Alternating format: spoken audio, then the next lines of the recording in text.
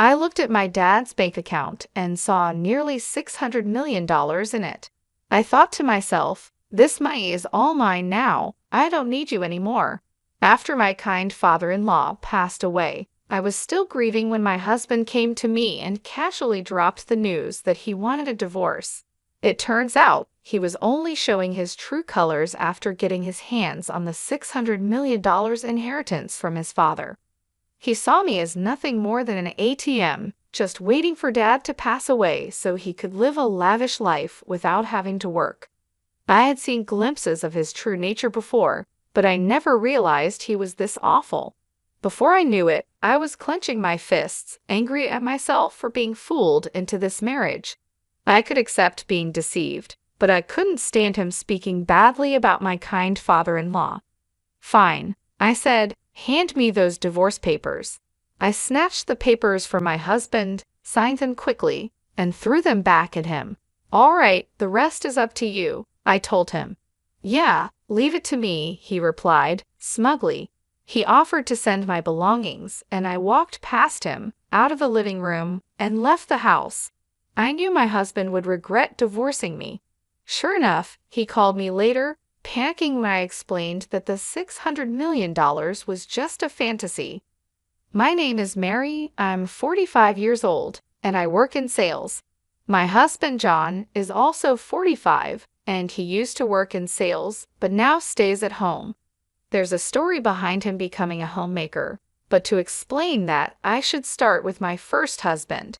This is my second marriage. My first husband died in a work accident 5 years ago, leaving me a widow. Between life insurance and severance pay, I received about $600,000. Since my first marriage happened later in my 33s, we didn't have any children. I inherited the money along with my ex-in-laws, but they told me, we're almost 82 years old and don't have much time left, so we don't need it. I couldn't accept that and decided to give the money to my ex-brother-in-law and his wife, who are living with my ex-in-laws. However, they also said, we don't need much since it was my brother's money. You should use it, so they only took a small portion of the money.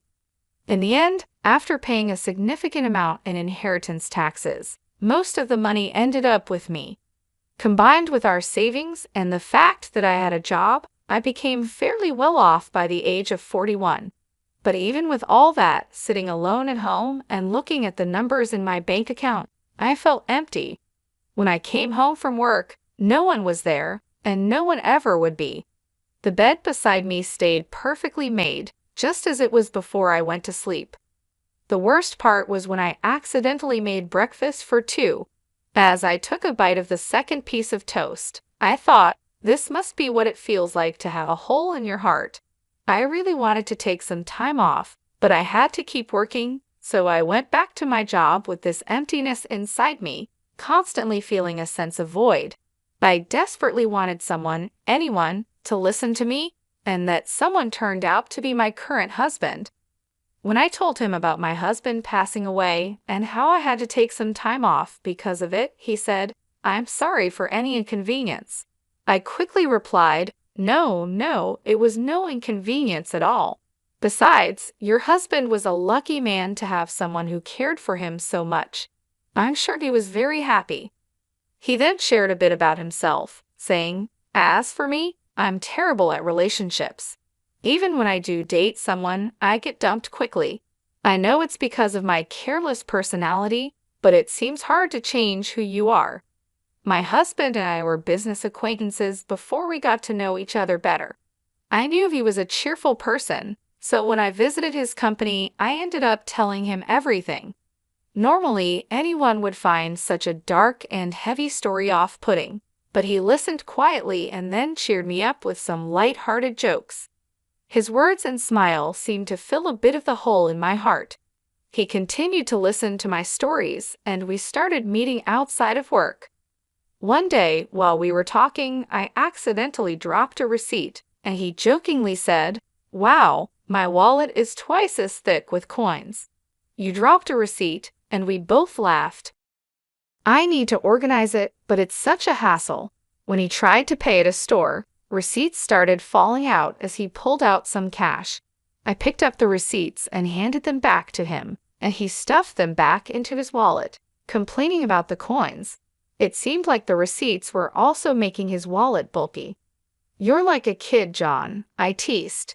"What? I'm 45, you know," he replied.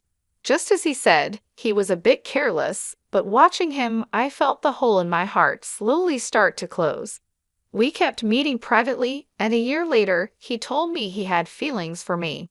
It had only been a year since my previous husband passed away, so I was torn, but I felt like my late husband was telling me, "Don't stay stuck, move forward." So I decided to start dating John.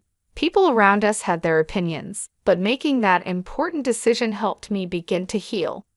However, just a month later, John gave me an even bigger concern and asked me to make an incredibly important decision. Shouldn't we get married? Given our age, it's better to decide sooner rather than later. This time, I couldn't hear my late husband's voice guiding me. It felt like he was telling me to trust my own intuition and keep moving forward, so I decided to marry John. "Okay, let's get married," I said, surprising even myself with how quickly I made that decision. It was likely John's personality rubbing off on me. I started to think that a bit of carelessness wasn't so bad if it made me more positive. At the same time, I learned from John that too much carelessness could be problematic. "Wait, live with your dad?" I asked. "Yeah, just recently, he got sick and needs help with daily living. He kept working past 73, thinking he was still young, and now this happened." "What about your mom? Is she helping him?" "Huh, didn't I mention it? My mom's not around. My parents divorced when I was young, and I haven't seen her since. This is the first I'm hearing of it. Sorry, don't be mad, but it's a heavy topic to bring up when we weren't sure about getting married yet, right? I figured I'd tell you later. Even if you put off talking about living together, you could have told me about your parents. I would have known that living together might be an option." "Well, let's not sweat the small stuff. Just meet my dad and then decide if you're okay with living together. And if I say I can't live with him, we'll figure it out then," John said with a smile, but I couldn't smile back. "I'm not planning to say I don't want to marry you just because I don't want to live together. I just wish he had told me the important things earlier. I thought being careless wasn't so bad, but now I see it's not a good thing after all." In the end, I agreed to meet his father, as John suggested.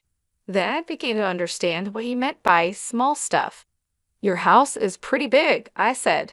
"Just a bit. It's just me and Dad, so we have some extra rooms. If you move in, you can use any of the spare rooms," John replied. I was about to meet his dad for the first time, so I was a little nervous. Ignoring my feelings, John opened the gate and walked towards the front door. His house was 3 stories high, slightly bigger than the neighboring houses. Living there with just the two of them seemed quite luxurious. That's what I thought, but John seemed dissatisfied. "Dad's so stingy. He should have built a bigger house," he muttered to himself. But I was too nervous about meeting his dad to confirm what he said. "Dad, I brought her. This is Mary," John said. "Nice to meet you," I said. "Sorry to greet you from bed. It's been hard to move lately," his dad replied. "Please don't strain yourself," I said. John's father propped himself up with John's help. He wasn't bedridden, and it seemed he could get up and walk slowly with a bit of help, so he could manage with some assistance. Despite his physical issues, his father seemed sharper than I expected. "So, Mary, you're in sales for office equipment. With the move to paperless offices, selling the hardware must be getting tougher, right?" his dad asked. "Yes, industry-wide, equipment sales have been declining for about 11 years, so everyone is focusing on new services or business expansion," I replied. "Considering that the domestic market for the equipment is almost saturated, you need to look at countries where there's still demand for new services. IT integration might be the way to go. I think there's something called MPS, right?" he said. I completely forgot I was talking to my future father-in-law. The conversation flowed so naturally into work talk that I switched to work mode. His father didn't push too hard on the marriage topic either. He was probably being considerate of my feelings. After just a few minutes of talking, I found myself respecting him. I started to understand why John called living together small stuff. He probably knew I wouldn't oppose living with his dad. About 30 minutes into our conversation, his father said, "My back's starting to hurt. Sorry to cut this short, Mary, but I need to rest. Please take care of John. He's quite a chatterbox." "Sure, I will," I replied. Is sure the right response. His father seemed to cut the conversation short to avoid burdening me. I wanted to talk more, but I didn't want to tire him out. Feeling a bit disappointed, I left with John. On the way back, John told me more about his dad. "Dad's a serial entrepreneur," John said. "A serial what?" I asked. "A serial entrepreneur. He starts companies, grows them, then sells them. He's done it multiple times," John explained. "You can just buy and sell companies like that?" I was surprised. "Well, yeah. Selling one company involves millions of dollars.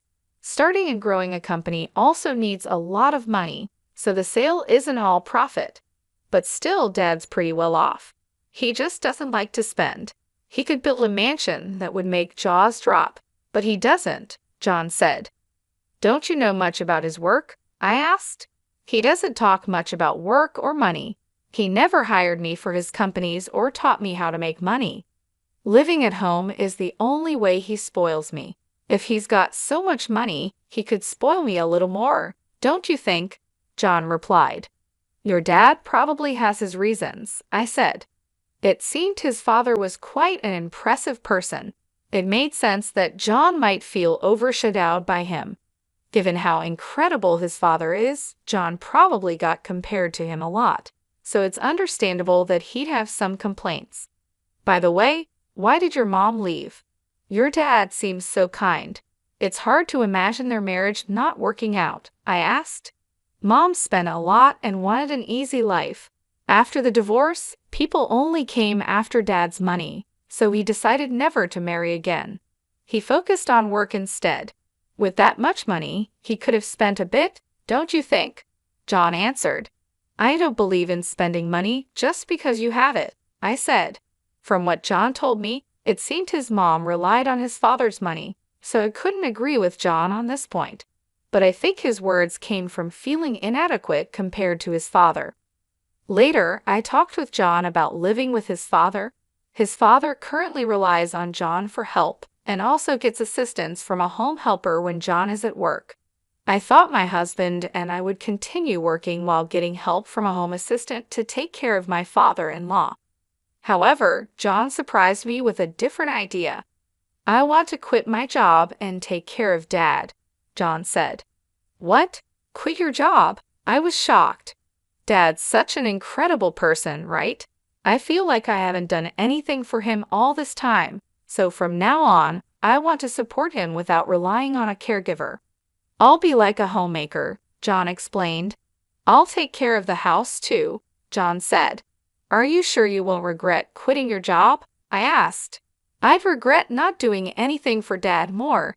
I can go back to work after he's gone," he replied with a small smile. "That joke isn't funny," I said, feeling worried. I thought my husband might resent his father, but it turned out that wasn't the case. Despite everything, he really cared for his dad. "If you're going to be a homemaker, you better handle the housework properly," I warned. "Leave it to me," John said, puffing out his chest confidently.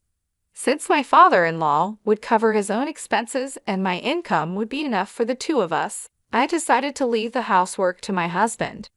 When we got married and started living together, everything went as planned. I worked and John took care of the house. He managed the chores, handled the finances, and supported his dad. When I tried to help, he would say, "You're tired from work. I'll handle the house stuff. You rest." My father-in-law remained kind and shared many valuable stories with me. Our second marriage was going well. However, I noticed that my father-in-law would sometimes frown when he saw John doing housework. A month after we started living together, John began slacking off with the house chores. "You're sleeping on the couch again. You've been there all day, haven't you?" I asked. "No way. I went to the fridge when I was thirsty and to the bathroom too," John said, trying to defend himself. "That's not what I mean. What about dinner? Did you go grocery shopping?" I asked. "Dinner's ready. Don't worry," he replied. I glanced at the kitchen, but there was no sign of any cooking. All I saw was an empty container on the dining table. It was clear he had been lazy all day. From this, I realized what John meant by "dinner's ready." Perfect timing, the intercom rang, and John grabbed his wallet and headed to the door. I was too stunned to say anything.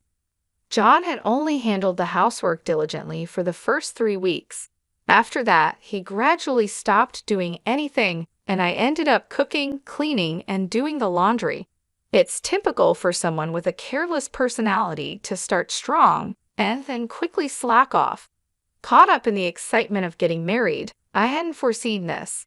My father-in-law, on the other hand, must have predicted it early on, which is why he frowned when he saw John doing housework. As my husband began to shirk his duties, my father-in-law started apologizing to me, saying, "That boy is so careless." "I'm really sorry, Mary. I hoped he'd become more responsible after getting married, but it seems he's just causing you trouble. If he becomes a burden, feel free to kick him out." "I wouldn't do that. Really, it's okay."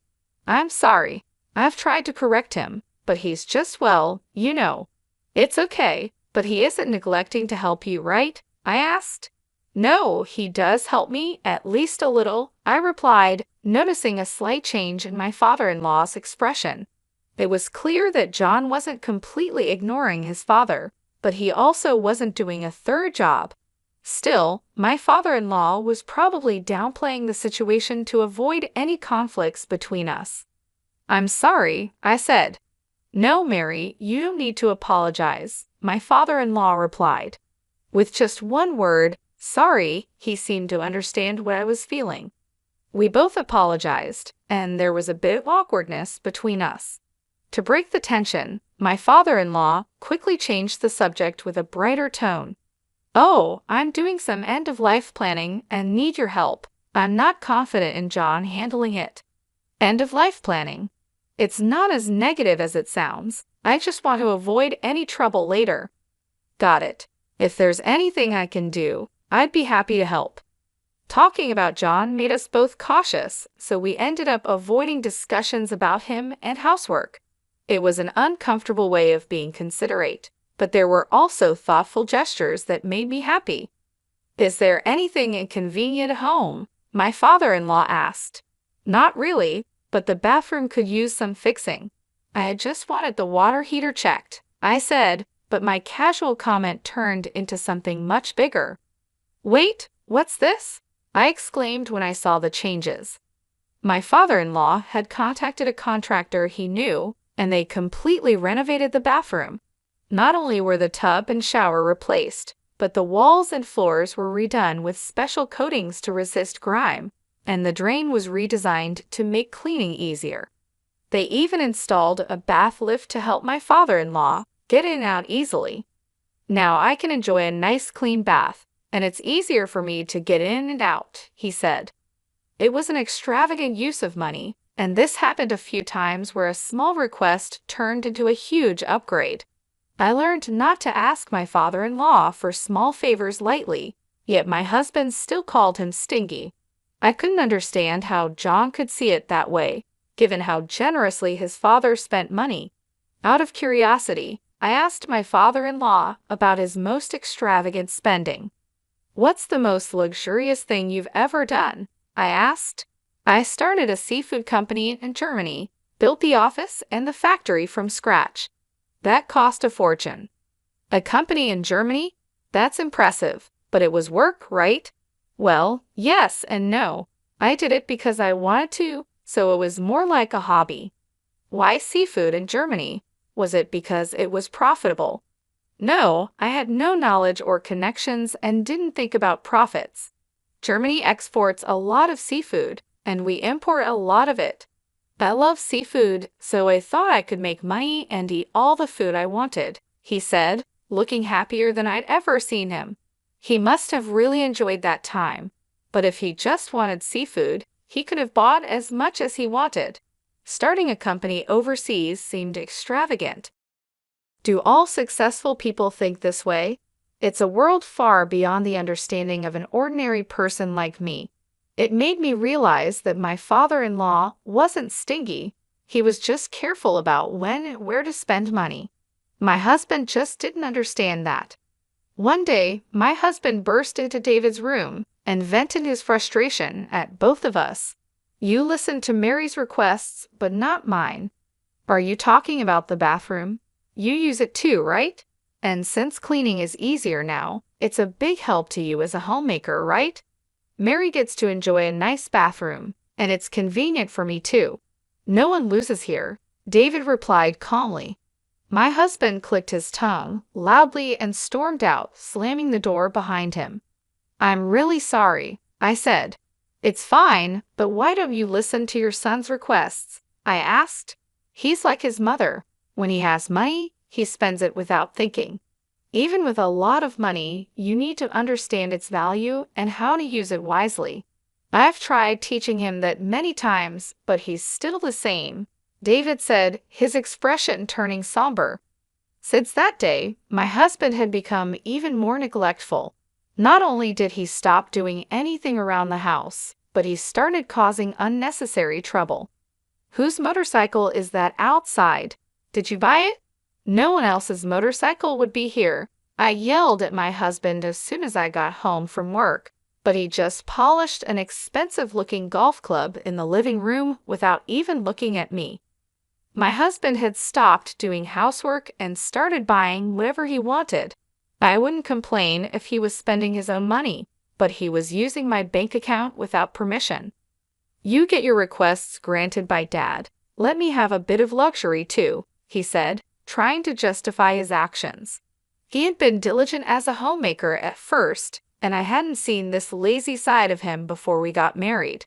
It seemed he had been hiding his true self before marriage. I was completely fooled. When we got married, I told my husband, if my salary isn't enough for our living expenses, feel free to use the money in my account. I took back my bank book so he couldn't use the money without my permission. When I checked it, I saw he had spent around $50,000 in just 3 weeks. It was an expensive lesson that I couldn't trust him. Naturally, I thought about divorcing him, but I didn't want to leave my father-in-law in his care, so I erased divorce from my list of options. My husband seemed to sense that I wouldn't divorce him and became even more arrogant. Hey, can't you come home earlier? I've been waiting for dinner all this time, he complained, treating the living room sofa like his personal nest and hardly moving from there. Of course, he did no housework at all. What does being a homemaker mean? I was starting to lose my understanding of it. He had said he didn't want to rely on a home assistant and wanted to be a good son, but he ended up hiring a caregiver again. Honestly, this made me feel better knowing my father-in-law wasn't left to my lazy husband. I decided to avoid my husband as much as possible, thinking, let sleeping dogs lie. With this mindset, the year flew by quickly. Then a significant event happened for both me and my husband. Thank you for everything. My father-in-law passed away just before turning 81. The time I spent with him was short but incredibly meaningful to me. It felt like we had spent 11 years together. Even after the funeral, I couldn't pull myself together and felt a deep void in my heart. As I sat in the living room, lost in emptiness, my husband walked in with a cheerful expression. Hey, let's get divorced. What? That single word snapped me out of my daze. He was waving the divorce papers in my face. It wasn't a misunderstanding or a joke. I found Dad's bank account. Guess how much is in it? Nearly $600 million, so this money is all mine. You're no longer needed, ATM. When Dad collapsed a year ago, I didn't want to deal with taking care of him, so I looked for a wife. I figured you'd be an easy catch since you were grieving the loss of your previous husband. I see, so that's why you were in such a hurry to get married. That's part of it, but then I changed my strategy. You inherited money from your late husband, right? You never talked about it, but I figured his retirement and insurance would be substantial. I took care of Dad while you acted as the ATM until he passed away. It was easier than working. Now that Dad's gone, I'm set for a lavish life with his inheritance. Do you think you can get away with this? I asked, feeling the anger rising. Of course, I'm his son, so it's only natural I inherit his wealth. He worked until he collapsed, and I thought he'd live until 87, but he died sooner than expected, so I'm lucky, he replied smugly. I realized I was clenching my fists. It was my fault for being tricked into marrying him, and I could accept that. But I couldn't forgive him for speaking so badly about my kind father-in-law. I was ready to punch him, not caring about the trouble it might cause later. But then I felt like I heard my father-in-law's voice saying, "Stay calm." Right? There was no need to do anything rash. Are you sure about this? All right, give me the divorce papers, I said. I snatched the papers from my husband, signed them on the spot, and handed them back. Thanks for making this easy. I'll file these tomorrow. You can take all our savings. I've got $600 million, so take as much of that petty cash as you want, he said, clearly gloating. Okay then. Yeah, leave it to me. I'll file the papers and send you your stuff if you want, I replied, walking past him and out of the house. As I left, my anger started to fade, and I felt a wave of laughter rising. My husband would soon regret divorcing me. That $600 million was just a pipe dream. A few days later, while staying at a hotel and looking for a new place to live, my ex-husband called. Hey, what the hell did you do? He yelled. I instinctively pulled the phone away from my ear as he started shouting. He seemed confused, so I needed to explain what was happening. I can guess what happened, but why don't you tell me? I asked calmly. When I tried to withdraw money from Dad's account, they said this money can't be withdrawn. What's going on? There should be $600 million in there, he said, his voice full of frustration.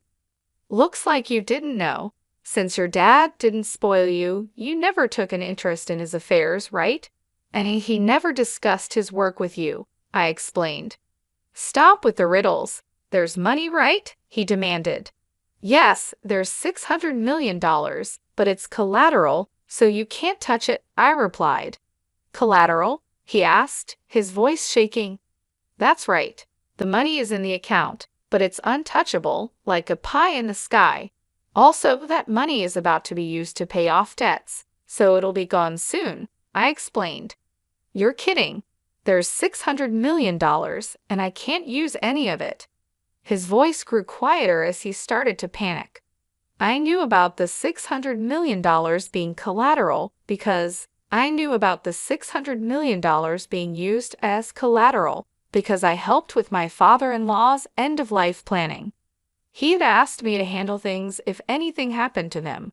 Since he passed away, I was going to use the $600 million to settle his debts. But since my ex suddenly demanded a divorce, I left the paperwork to him, telling him to take care of the rest. What did Dad do with the $600 million? My ex asked. He used it for something he loved, I replied. What does that mean? He asked, confused.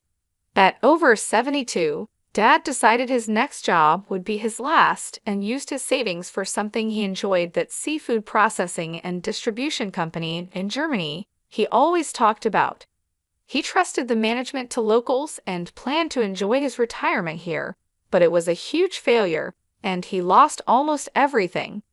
When he told me about it, he laughed, saying it was only natural since he did it without any real knowledge. He had no regrets about where he spent his money. To start that company, he borrowed $600 million, using his savings as collateral.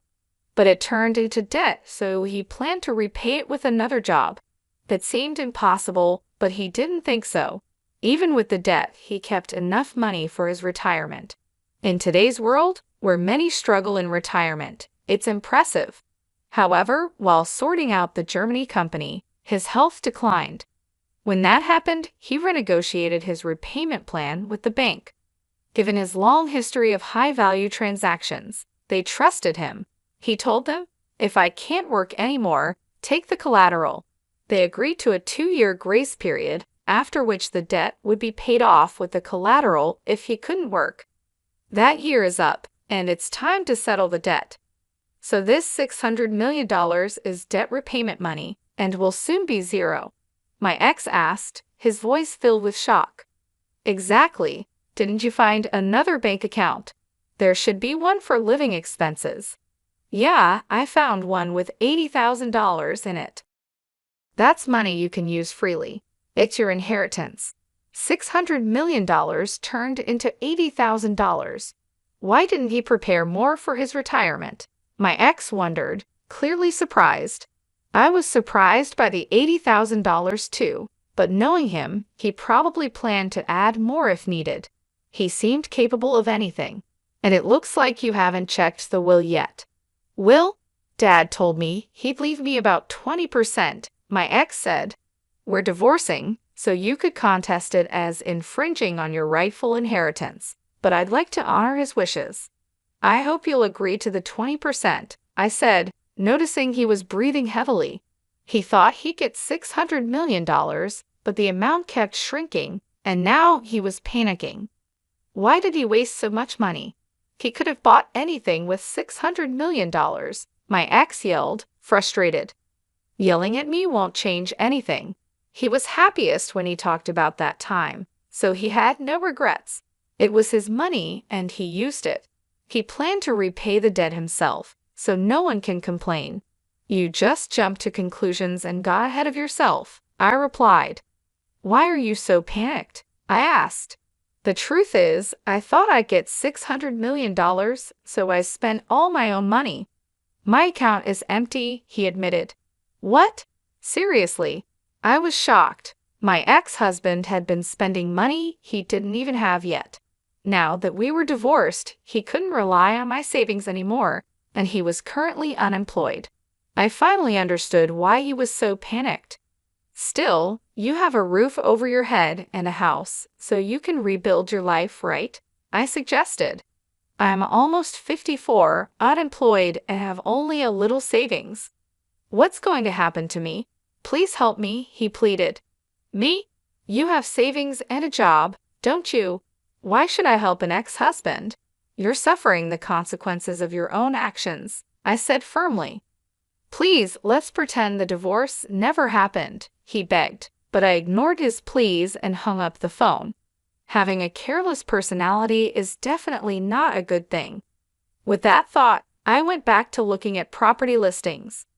Surprisingly, my ex-husband did follow through with the will and gave me $40,000 from my father-in-law's inheritance. That made up for the money he had taken from me. He probably thought it was too much trouble to fuss over $40,000 after dealing with the $600 million situation. He also apparently started working in sales again, but he didn't seem to be taking it seriously. The shock of not getting the $600 million affected his motivation, leading to frequent mistakes. After a month of struggling under the scolding of younger supervisors, he saw his paycheck and lost motivation, comparing it to the $600 million he missed out on. He quit after just a month and is now a part-time worker, barely making enough to get by. But with that, his savings of $600,000 won't increase. In fact, it'll probably decrease. I wonder if he's thinking about his retirement? Well, whatever trouble he gets into now is not my concern. There's no ATM for him anymore. He'll have to work hard. I rented a small condo and started living on my own. I put the $40,000 from my father-in-law into my bank account. I consider it a kind of talisman, so I don't plan on spending it. Seeing it in the account feels like I'm carrying a bit of my father-in-law's work spirit with me, which motivates me. Today, I'll draw strength from him and do my best at work.